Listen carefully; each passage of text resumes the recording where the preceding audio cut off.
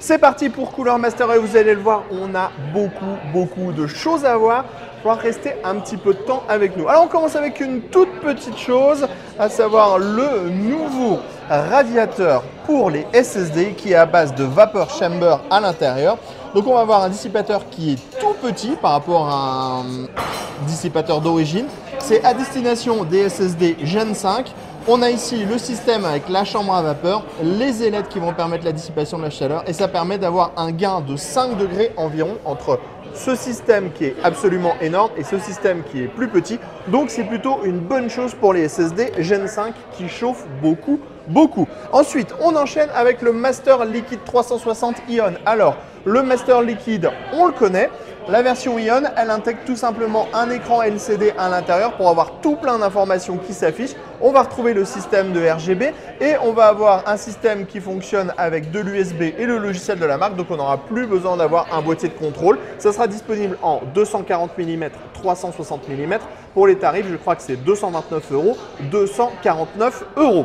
On enchaîne ensuite avec le Project G11. Donc c'est un nouveau système de water cooling qui va arriver très prochainement. À l'intérieur, on va retrouver un cache en aluminium. On va avoir deux ventilateurs sur les côtés qui vont envoyer de l'air vers les VRM. Et on va avoir deux pompes à l'intérieur pour obtenir 2 fois plus de pression et 2 fois plus de débit. Ça sera disponible en blanc, en gris. Ça arrive avec 3 ventilateurs en Mobius, c'est du 360 mm. Et au niveau du tarif, on sera sur 299 €. Par contre, attention, ça ne va pas arriver tout de suite puisqu'on est sur une sortie pour Q4. On enchaîne avec le Project VGA Cooler. Alors, c'est assez intéressant.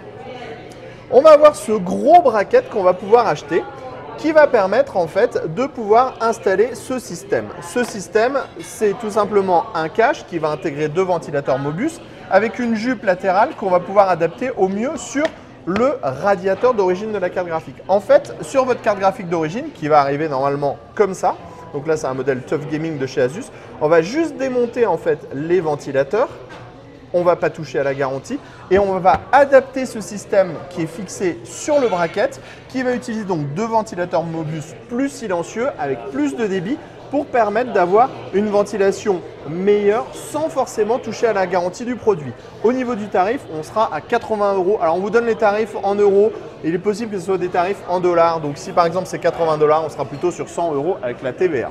On enchaîne maintenant avec, avec la ProStation. Alors la ProStation, c'est un gros ensemble avec un système son, un écran tactile pour pouvoir sélectionner les différentes sorties. On a un chargeur sans fil ici, on a différentes entrées. En fait, l'idée, c'est de proposer un produit qui, dans un espace réduit, va pouvoir permettre de brancher par exemple une PS5, son ordinateur, son laptop et avoir un seul écran. On sélectionne ensuite la sortie sur laquelle on veut travailler et ça permet donc de pouvoir utiliser 3 tonnes de périphérique avec le même écran et avec la même barre de son. Au niveau du tarif, on sera sur 499 € et on a ici tous les systèmes en plus avec de l'USB type C, de l'USB type A, un lecteur de carte, donc c'est vraiment ultra complet.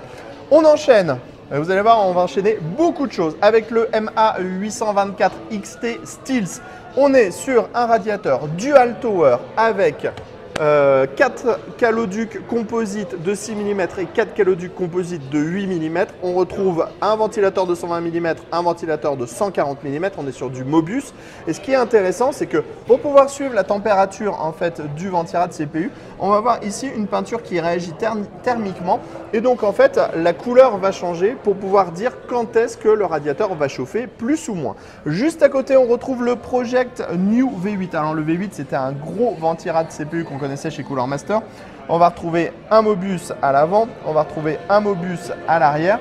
Et en fait, on est sur un système de chambre à vapeur avec 4 caloducs au centre en 6 mm, 2 grands caloducs en U de 8 mm sur les côtés, la vapor chamber. Pour le moment, on est sur un prototype, ça utilise 2 ventilateurs Mobius et on n'a pas d'idée de tarif pour le moment. Par contre, pour le 824, on sera à 99 €.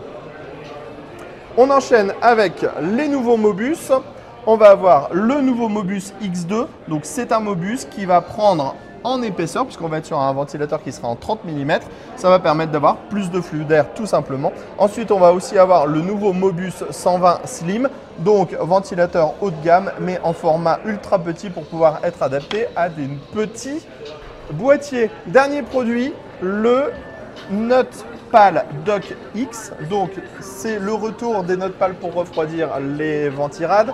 On va pouvoir brancher derrière et il va y avoir des prises à l'arrière. Ici on a un système avec une sorte de clips, donc selon le poids de l'ordinateur, ça va activer ou non les ventilateurs. Donc si vous avez un petit laptop qui n'a pas trop besoin d'être refroidi, hop, ça n'active pas les ventilateurs. Si vous avez un gros laptop, ça va mettre en route les ventilateurs. On termine sur la CryoFuse Prism. Vous le voyez bien, on aura de la pâte à thermique jaune, de la blanche, de la bleue, de la rouge rose, de la grise, de la turquoise comme on dit. Donc ça permettra de mettre de la couleur entre votre CPU et votre ventirad CPU. Et ça franchement c'est hyper cool. On enchaîne dans 3 minutes avec la suite. Place maintenant aux alimentations, au boîtier et au water cooling. Alors au niveau des alimentations, vous les avez déjà vus, puisqu'on avait déjà parlé il y a à peu près 1 mois et demi quand on était à Taïwan, les Silent de chez Cooler Master, précisément les X Silent. Donc on est sur du 80 plus Platinum à chaque fois. On va voir ce premier modèle qui est entièrement passif, qui utilise une carcasse, un châssis pardon, plutôt qu'une carcasse avec des caloducs pour l'endroit où ça va chauffer le plus, et c'est la partie en aluminium qui va ensuite dissiper la chaleur. Ici on est sur une puissance de 1100 watts, ce qui est colossal pour une alimentation de type passif. Ensuite on va avoir la Silent X Max avec ventilateur Mobus qui sera en 1300 watts. On est aussi sur du 80 plus Platinum, c'est hyper dense. On va avoir une connectique qui est colossale à l'arrière. Mais on va pouvoir avoir encore plus gros avec la X Mighty qui va réutiliser en fait un peu les mêmes types de composants qu'on retrouve dans toutes les alimentations. On va avoir la même certification 80 plus Platinum.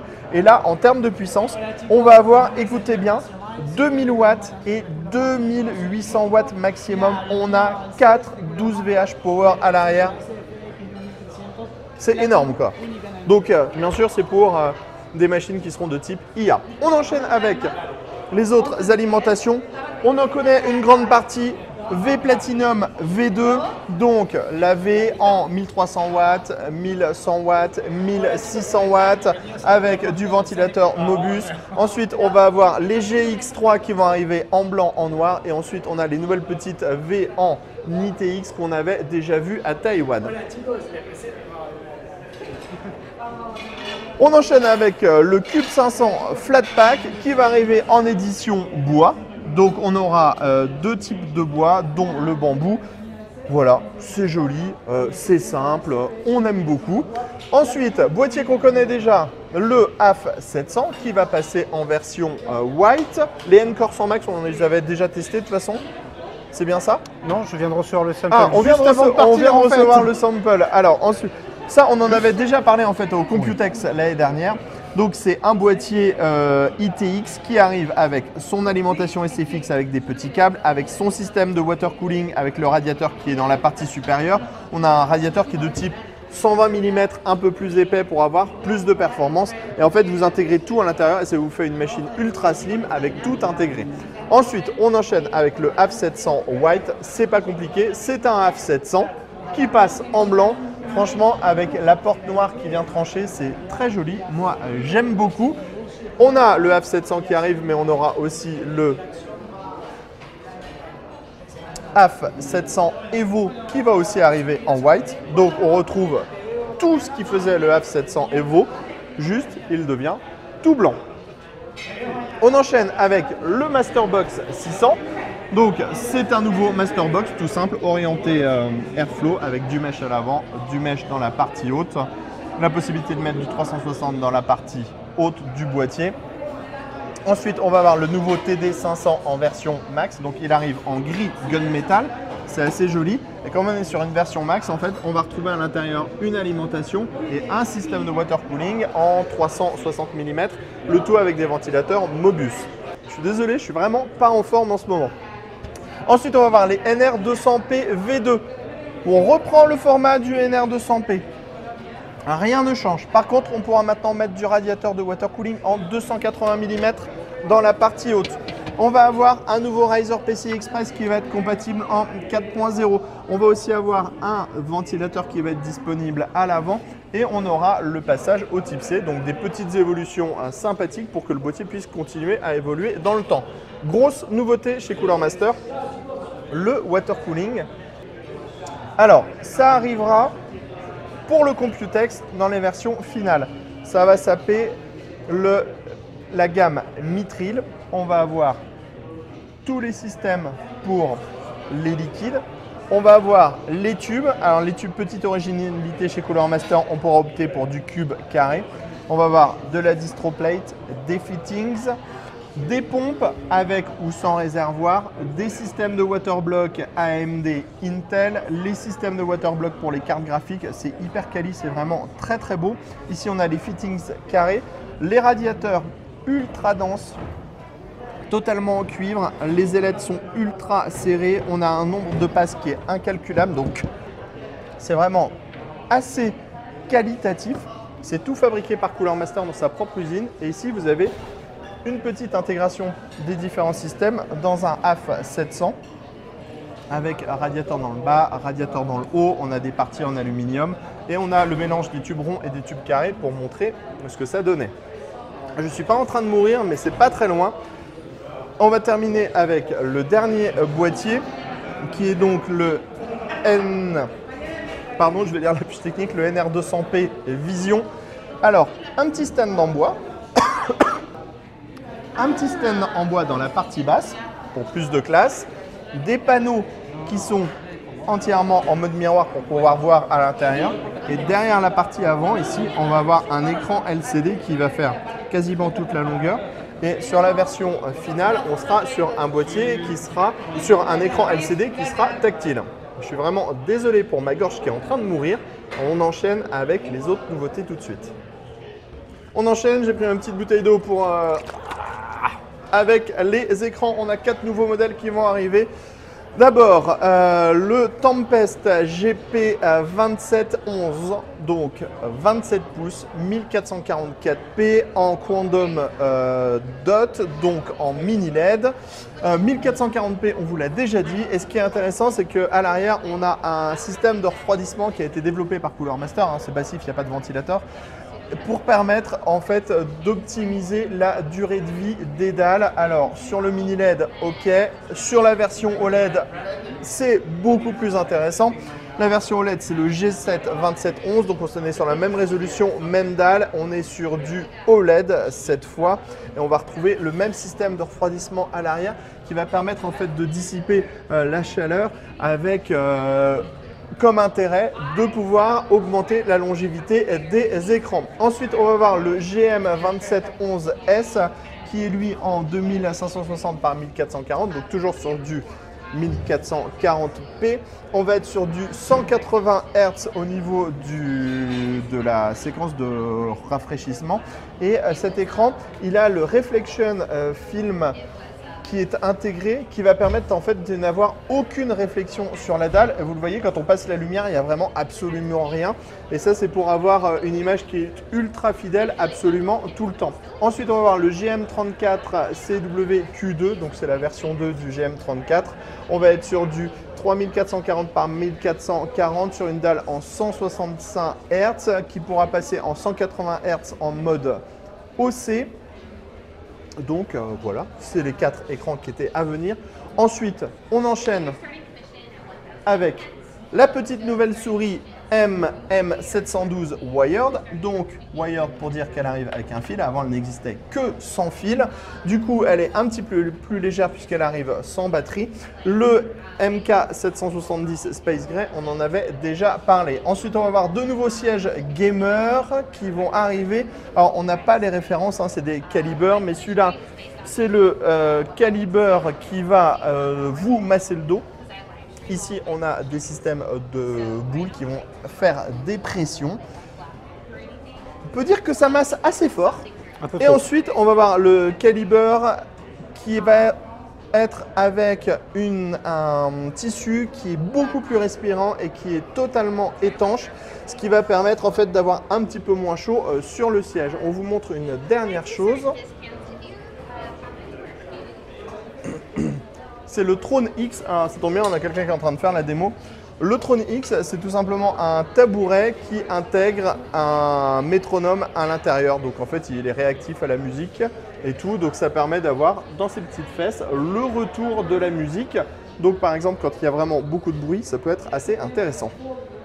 Maintenant, les produits un peu what the fuck de Cooler Master. On commence avec le Sneaker X Bounce. Alors en fait, c'est pas compliqué, c'est la Sneaker X qu'on connaissait, mais elle est un petit peu en mode lapinou ou chatinou, je ne saurais pas dire si c'est un lapin ou un chat.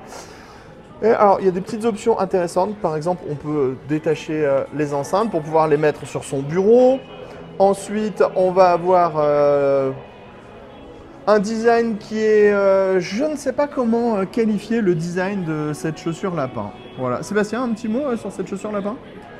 C'est une chaussure lapin. C'est une chaussure lapin, voilà. Donc ça sera disponible à 1000 exemplaires et ça sera…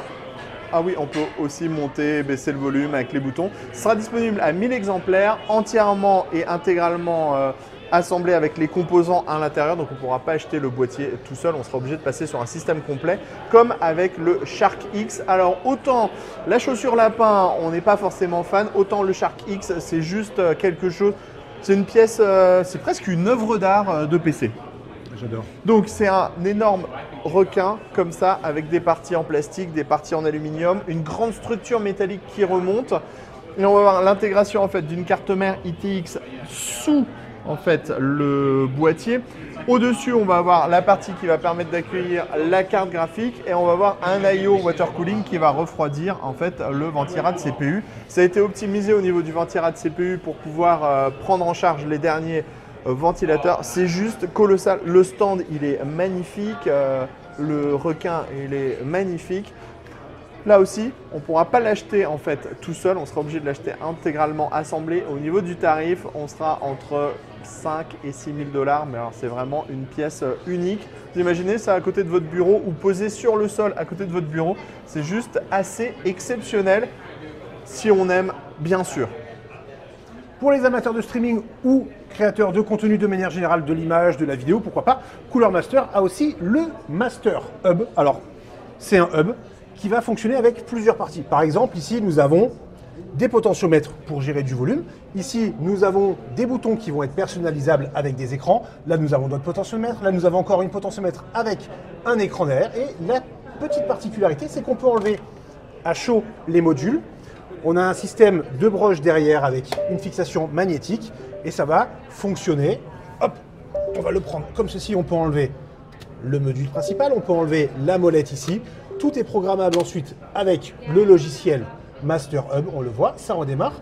C'est détecté en direct, en vertical, en horizontal. Il y a un gyroscope en fait à l'intérieur. L'idée est intéressante, donc on fait du contenu, on fait de la vidéo, on fait du streaming, on peut faire énormément de choses avec. Il y aura des modules qui vont sortir par la suite, plusieurs possibilités, on verra ce que ça donne. So it will adjust based on, like if you do NASCAR, NASCAR has a different angle. I think it sits a little higher in the angle. So.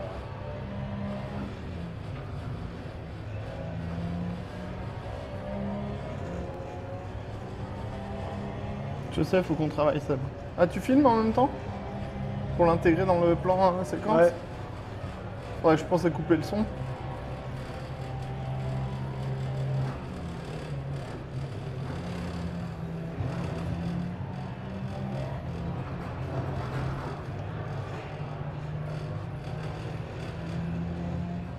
On termine ce tour de toutes les nouveautés Cooler Master avec la gamme Dynix. Donc ce sont des énormes simulateurs. Mais alors quand je vous dis énormes simulateurs, c'est des vérins, ça bouge dans tous les sens, c'est colossal. Donc c'est le Dynix Motion System. Vous avez toute une structure tubulaire qui va être posée sur 4 vérins. Donc on l'a en version pour le pilotage auto, on l'a aussi pour la version pilotage des avions. C'est juste vraiment colossal, ça marche très très bien. Par contre, on ne vous parlera pas du tarif puisque le modèle le plus excessif peut atteindre les 30 000 $. Ça faisait beaucoup de nouveautés chez Cooler Master sur ce CES 2024 et on vous dit à très bientôt pour toutes nos prochaines vidéos sur ce salon.